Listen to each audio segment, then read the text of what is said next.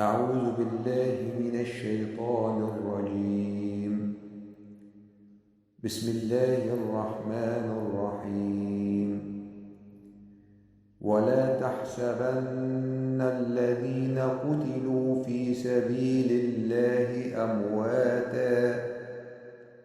بل أحياء عند ربهم يرزقون فرحين بما آتاهم الله من فضله ويستبشرون بالذين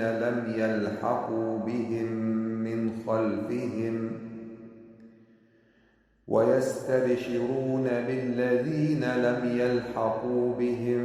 من خلفهم ألا خوف عليهم ولا هم يحزنون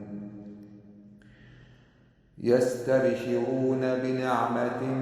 من الله وفضل وأن الله لا يضيع أجر المؤمنين الذين استجابوا لله والرسول من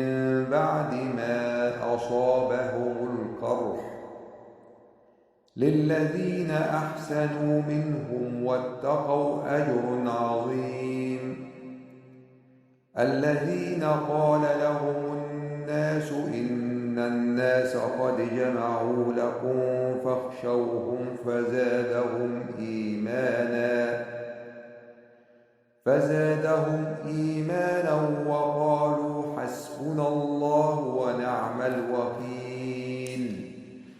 فانقلبوا بنعمة من الله وفضل لم يمسسهم سوء واتبعوا رضوان الله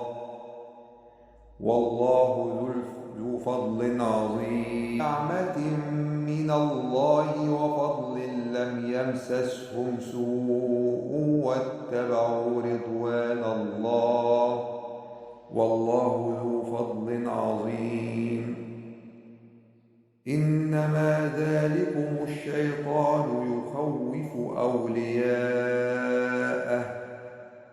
فلا تخافوهم وخافون إن كنتم مؤمنين ولا يحزنك الذين يسارعون في الكفر إنهم لن يضروا الله شيئا يريد الله ألا يجعل لهم حظا في الآخرة ولهم عذاب عظيم إن الذين اشتروا الكفر بالإيمان لن يضروا الله شيئا ولهم عذاب أليم ولا يحسبن الذين كفروا أنما نملي لهم خير لأنفسهم إنما نملي لهم ليزدادوا إثما ولهم عذاب مهين ما كان الله ليذر المؤمنين على ما أنتم عليه حتى يميز الخبيث من الطيب وما كان الله ليطلعكم على الغيب ولكن الله يجتبي من رسله من يشاء فآمنوا بالله ورسله وإن تؤمنوا وتتقوا فلكم أجر عظيم ولا يحسبن الذين يبخلون بما آتاهم الله من فضله هو خيرا لهم بل هو شر لهم سيطوقون ما بخلوا به يوم القيامة ولله ميراث السماوات والأرض والله بما تعملون خبير